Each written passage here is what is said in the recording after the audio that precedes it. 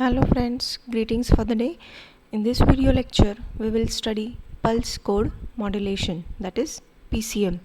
PCM is basically a digital pulse modulation technique. We know, we have studied different modulation techniques like PAM, PWM and PPM, which are analog modulation techniques.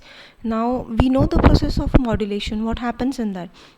In modulation, we either vary any of the characteristics like amplitude, frequency or phase, or either we can vary the width, amplitude or position if it is an analog modulation.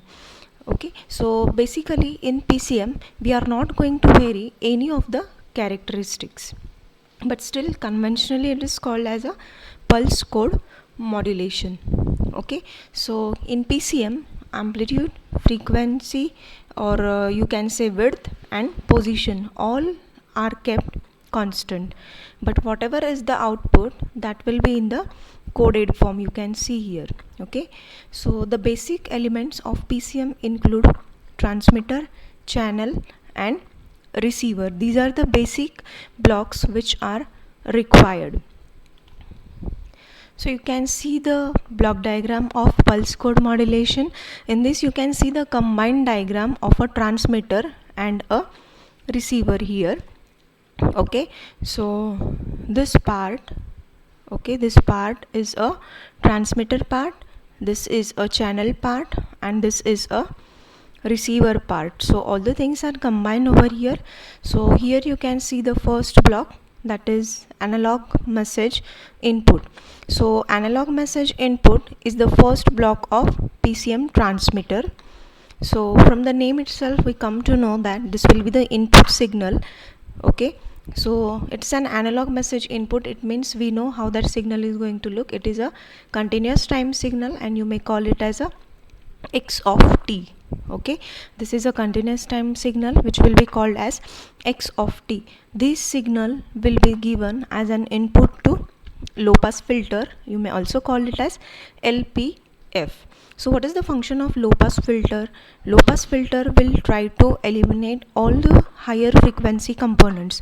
Suppose if we call that cutoff frequency of this filter is FC, okay, and it will be equal to FM. What is FM? FM is the maximum frequency of input signal. So we have to set some cutoff frequency for this filter. Above that, all the frequency components will be eliminated. It means whatever is the output of this low pass filter is still a continuous time signal, but its frequency is limited. That is, it has been removing the higher frequency components. So again the filtered output is given to the next block called as sampler. So the function of sampler, the important function of sampler is that it satisfies the sampling theorem. So we know the condition for satisfying the sampling theorem is Fs should be greater than equal to twice of W. Okay, so here your sampling theorem should be satisfied. So what exactly has been done by this block sampler is a continuous time signal coming out of this low pass filter is being converted into its samples. Okay, so these samples are given to the next block called as quantizer. So this quantizer is the most important block and it is going to perform the function of converting your signal of a discrete into another form. Okay, so now we will see what exactly happens in this quantization process. Okay, so these are just the things which are written about the PCM transmitters and receivers. Okay, so we'll come to the point of quantization. So here you can see quantizer. The digitization of analog signals involves rounding off the values which are approximately equal to analog values. Okay, the input signal x of t means whatever signal was given at the input swings from VH to VL, that is peak to peak value. Okay, the entire voltage range is divided into Q intervals, each of size S. Now we can see from this diagram. Okay, so from this diagram, see this varying one, that is this one is a continuous time signal, that is x of t, which is marked over here. Okay, this signal has its peak to peak value from VL, that is this value, and the maximum value is VH. Okay, so we can say that your analog signal swings from VH to VL. Okay, then this signal is divided into different Q intervals. You can see these dotted lines. Okay, these are different Q intervals, okay, which are marked on this signal. Okay, then you can see this del 0, del 1, del 2, del 3 up to del 7. These are different amplitude ranges. Okay, these are different amplitude ranges, and this is the step size. These Q intervals you can see, and in that you can see the step size S.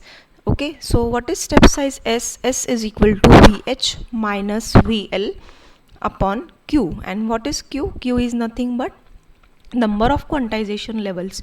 So from this diagram you have the quantization levels from Q0 to Q7, means the value of Q will be equal to 8. Value of Q will be equal to 8. And then you can see this quantized signal. What is this quantized signal called as? It is called as xq of t. It is called as xq of t. You can see how it is varying. You can see it like this. Okay, so it is marked on different Q levels. You can see this. Okay, so the sampled signal is now converted into the different quantized levels. These are what?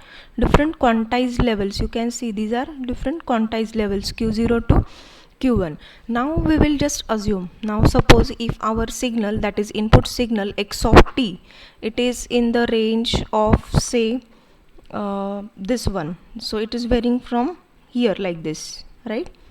Now it is in this level, that is del 0. Okay, it has the amplitude of del 0. Now you can see your input signal, as it is varying with respect to time t, it has different values of time as well as amplitude. But if it is a quantized signal, you can see this is the level of quantization which is assigned to this amplitudes. So quantization is the process of rounding off. Rounding off means selecting the nearest possible value. What does it mean? It means that whenever your signal lies from this point to this point, okay, from this point to this point, that is this part, okay, whatever may be the value of your amplitude, okay, it will assign only this value.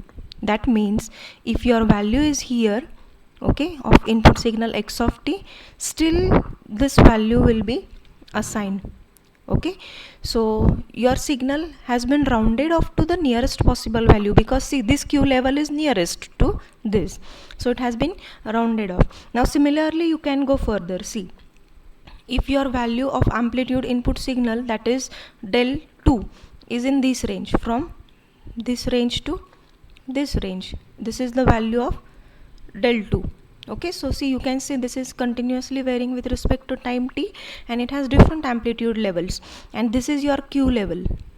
Okay, so whenever your value lies from this point to this point of an input signal, it is rounded off to this nearest value, that is Q2. Okay, so this is called as process of rounding off. This is called as process of rounding off. So basically the complete process of quantization is shown here, but the difference between the input signal x of t, now see here, this is the input signal x of t, whereas xq of t is the quantized signal, that is this one. So whatever you get, this is an error. This is an error called as quantization error. So quantization error is defined as the difference of input signal x of t and the quantized signal xq of t. So quantization error should be very less. In order to minimize this quantization errors, you have to increase this step size. Increasing this step size will lead to increase in this quantization levels. Okay, so in this way this quantization process takes place. So if you don't use this process of quantization, what will happen? For each incoming input sample value, you have to assign some digital code word, and assigning the digital code word to incoming samples will increase your bitrate. If your bitrate is increasing, obviously your bandwidth is also going to increase, and increasing the bandwidth is not reliable. Therefore the process of quantization has to be employed. Okay, coming back to the next block of the PCM. Now see, these three blocks, they are acting as analog to digital converter. Why analog to digital converter? This is a low pass filter, okay, which was having the input signal as x of t. Then it converted its sample, and this sample version was given to the quantizer, and it has created the quantized version, that is the digital code words, that is the quantized signals. This quantized signal is given to the next block called as encoder. So each quantized signal is assigned a digital word. Each quantized signal is assigned a digital word, and this digital word is now given to the next block called as regenerative repeater. Now the function of repeater, we know it is used to increase the strength of your signal, and then it will transmit that signal over a channel. Channel is nothing but the transmission media which is used to transmit the signal from a transmitter to the receiver. So this regenerative repeaters are used here. So as I already told, the function of repeater is to increase the strength of the signal, whereas it will try to minimize the effect of noise. And in PCM there is less amount of noise, because whatever your signal is transmitted, it is in digital form, and noise usually gets added into the amplitude. Now channel has also transmitted its signal, and this is a receiver section. So the incoming signal is again given to the regenerative circuit. It tries to improve your signal, okay, quality of your signal. Then improved quality of signal is given to the next block called as decoder. The reverse function of encoder is done in a decoder. What was encoder doing? Encoder was converting a signal into a digital form, okay, but here this decoder will convert the digital signal into the analog form. Why? Because it is at the receiver side, and the function of receiver side is to get back your original signal, and our original signal which we gave here was in a analog form.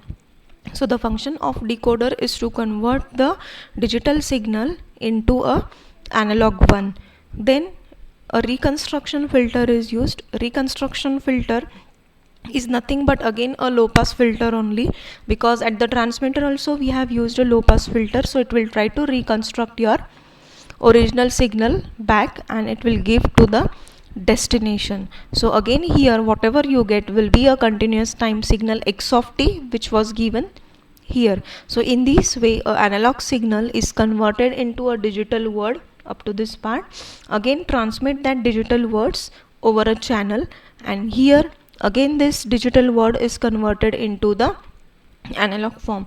So this is a process of PCM. Here it is called as transmitter, between part is a channel, and at the last section you can see the receiver.